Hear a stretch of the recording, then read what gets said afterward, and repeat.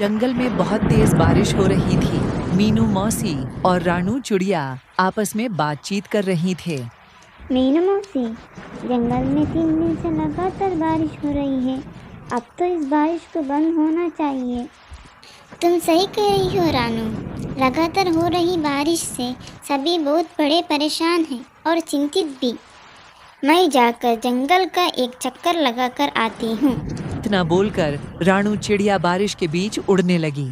रानू चिड़िया उड़ते हुए कुछ ही दूर गई थी कि तभी उसकी नजर एक बकरी के बच्चे पर पड़ी, जो कि बारिश में भीगता हुआ कांप रहा था।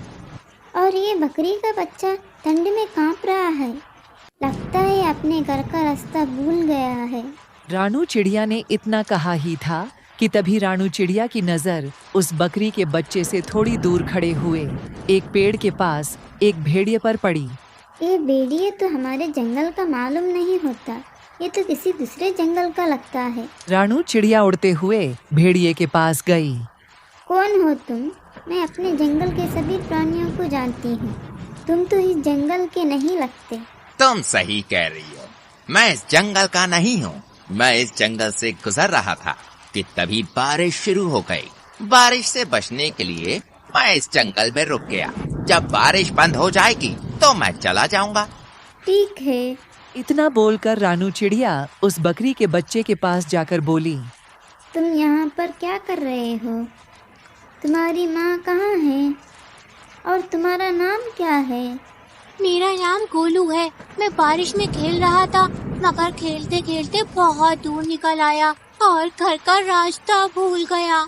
इतना बोलकर गोलू रोने लगा। तुम चिंता मत करो, मैं तुम्हें तुम्हारे घर ले जाऊंगी। मेरी माँ मना कर रही थी, लेकिन मैंने उनकी बात नहीं मानी। तुम्हें अपनी माँ की बात माननी चाहिए थी। चलो मेरे साथ। रानू चिड़िया गोलू को लेकर कुछ ही दूर चली थी कि तभी गोलू की माँ गोलू को ढूंढते हुए वहाँ पर आ गई। तुम कहाँ चले गए थे गोलू? तुम्हें पता है मैं कितनी परेशान हो गई थी। अपनी माँ को देखकर गोलू खुश होते हुए बोला, मैं आपकी अब हमेशा बात मानूंगा माँ। रानू चिड़िया गोलू की ओर देखकर बोली, अब तुम अपनी माँ के साथ घर चले जाओ और जब तक बारिश बंद नहीं हो जाती तब तक बाहर खेलने मत आना। गोलू अपनी माँ के साथ चला गया और रानू चिड़िया उड़ते हुए मीनू मौसी के पास जाकर सारी घटना बताने लगी। रानू चिड़िया की बात सुनकर मीनू मौसी बहुत गहरी सोच में डूब गई। मीनू मौसी, आप इतनी गहरी सोच में क्यों डूब गई? कहीं वो भेड़िया उस मासूम बकरी के बच्चे को नुकसान पहुंचने की तो नहीं सोच रहा था ना? अरे नहीं मीनू मौसी, वो भेड़िया तो खुद दरअसल पेड़ के नीचे खड़ा हुआ था। बारिश बंद होने के बाद वो चला जाएगा।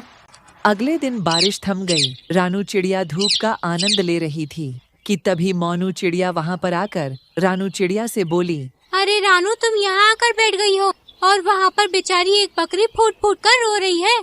कौन सी बकरी फूट फूट कर रो रही है? मुझे नहीं पता।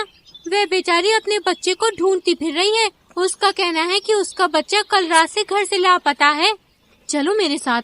रानू चिड़िया मोनू चिड़िया के साथ तुरंत वहाँ पर चली गई। उसने देखा वह बकरी गोलू की माँ थी। रानू चिड़िया उसके पास जाकर बोली, क्या हुआ? तुम रो क्यों रही हो? कल मैं अपने गोलू को घर पर ले गई थी। सुबह जब मेरी आँख खुली तो वो घर से गायब था। मैंने पूरा जंगल छान मारा, मगर वो कहीं नहीं मिला। तुम घबराओ मत, मैं अभी उसे ढूंढ कर आती हूँ। रानू चिड़िया गोलू को ढूंढने लगी। तभी उसकी नजर एक पेड़ के नीचे उसी भेड़िए पर जा पड़ी, जो कि आराम से लेटा हुआ था। रानू चिड़िया उस भेड़िए के पास जाकर बोली, क्या तुमने एक बकरी के बच्चे को कहीं देखा है? वही बकरी का बच्चा जो कल बारिश में भीग रहा था। मैंने किसी बकरी के बच्चे को नहीं देखा। वैसे तो तुम कह रहे थे कि बारिश बंद होने के बाद तुम चले जाओगे। हाँ, चला जाऊंगा। तुम तो ऐसे बोल रही हो जैसे कि इस जंगल की राजा हो और यहाँ पर तुम्हारा ही अधिकार चलता है। अरे मेरी जब मर्जी होगी मैं यहाँ से चला जाऊंगा। रानू चिड़िया अपने मन ही मन में बोली, मुझे तो इस भेड़िए पर शक हो रहा है। मुझे जंगल के राजा शेर से इसकी शिकायत करनी होगी।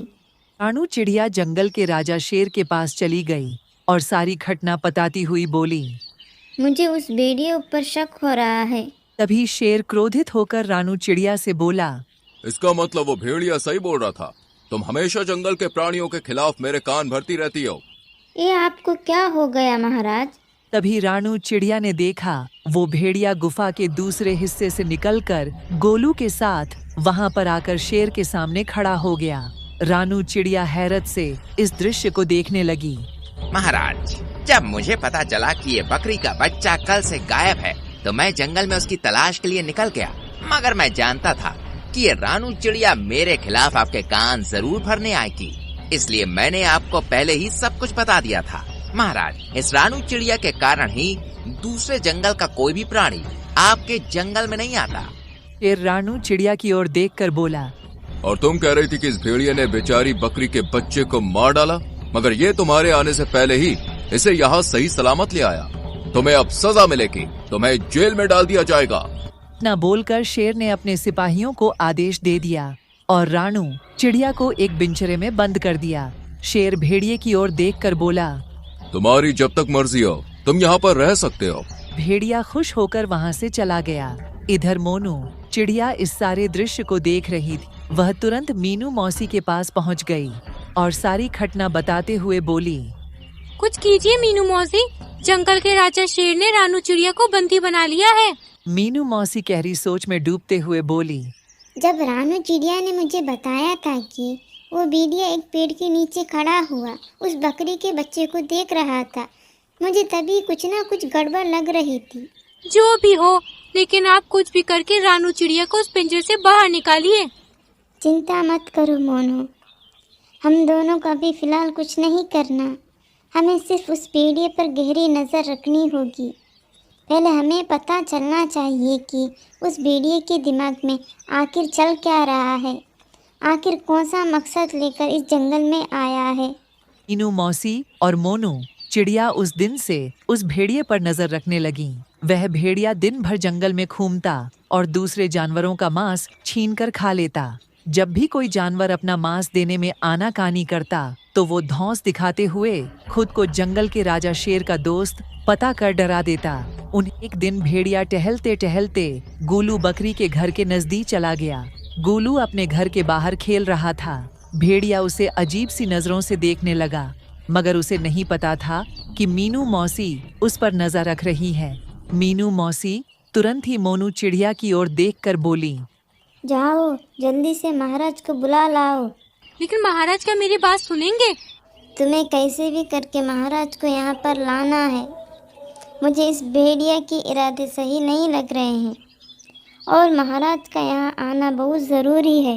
मीनू मौसी के बात सुनकर मोनू चिड़िया सीधे उड़ती हुई जंगल के राजा शेर के पास पहुँच गई। यहाँ पर क्यों आई हो मोनू? महाराज, आपको अभी और इसी वक्त मेरे साथ चलना होगा। मुझे अब चिड़ियों पर भरोसा नहीं रहा। सोच लीजिए महाराज, कहीं ऐसा ना हो कि आगे जाकर आपको अपने फैसले पर पछताना पड़े। लेकिन तुम मुझे कहाँ ले जाना चाहती हो? आप मेरे साथ चलिए और आप अपनी आंखों से देख लीजिए कि मैं आपको क्या दिखाना चाहती हूँ। शेर राजा मोनू चिड़िया के साथ सीधा उस जगह पर चला गया। तभी मीनू मौसी शेर राजा के पास आकर बोली, महाराज, उस पेड़ के पीछे छुप जाइए और स्वयं अपनी आंखों से देख लीजिए। मीनू मौसी के कहने पर शेर राजा पेड़ के पीछे छुप गया। भेड़िया गोलू के करीब आकर उसे देखते हुए बोला, आज तुम्हारा मांस खाने का मन कर रहा है मुझे। ये क्या कह रहे हैं आप? पिछली बार जब मैं खो गया था तब आप ही मुझे महाराज के पास ले गए थे और मेरी माँ के पास छोड़कर आए थे। मूर्ख बकरी के बच्चे, वो तो मेरी सिर्फ एक चाल थी। मैं जानता था कि इस जंगल में रानू चिड़िया सबसे ज्यादा तेज दिमाग की है। मैंने उसे फंसाने की योजना बनाई थी। मैं कुछ समझा नहीं।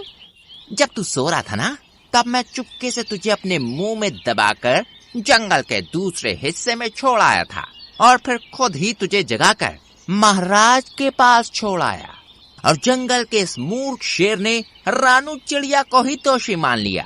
लेकिन अब मुझे कोई खतरा नहीं। अब अगर मैं तुझे खा भी जाऊंगा तो जंगल का राजा शेर कभी विश्वास नहीं करेगा। तुझे खाने के बाद मैं जंगल में अपनी मनमानी शुरू कर दूंगा। इतना बोलकर भेड़िया गोलू बकरी के बच्चे के ऊपर हमला करने वाला था कि तभी शेर दहाड़ता हुआ वहां पर आ गया। शेर को दहाड़ता हुआ देखकर भेड़िया पूरी तरह से घबरा गया। अच्छा, तो ये थी तुम्हारी चाल। तुमने जंगल की सबसे ज्यादा समझदार और मेरी विश्वसनीय पक्षी को मेरे ही हाथों बंदी बनवा दिया। मैं तुम्हें जीवित नहीं छोड़ूंगा। इतना बोलकर शेर भेड़िया को उसी समय मार दिया और मीनू मौसी की ओर देखकर बोला, मुझे क्षमा कर दो मीनू मौसी, मुझसे गलती हो गई। कोई बात नहीं महाराज, वो भेड़िया बहुत ही ज़्यादा चतुर था और उसने अपनी चतुराई का फायदा उठाकर आपकी आंखों में विश्वास की पट्टी बांध दी थी। शेर राजा ने रानू चिड़िया को आजाद कर दिया, लेकिन इस बार सबकी हीरो मीनू मौसी बन गए।